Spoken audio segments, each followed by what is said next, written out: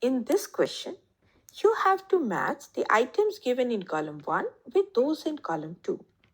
Now, Muscidae is the taxonomic family that includes houseflies and related species. So, A matches with 3. Now, Diptera is one of the order underclass Insecta that includes flies which are characterized by having 2 wings. So, B matches with 1.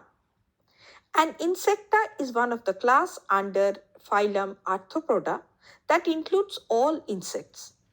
So C matches with 4. And Arthropoda is an invertebrate phylum that is characterized by presence of jointed appendages and exoskeleton. Thus D matches with 2. Hence the correct answer is option C.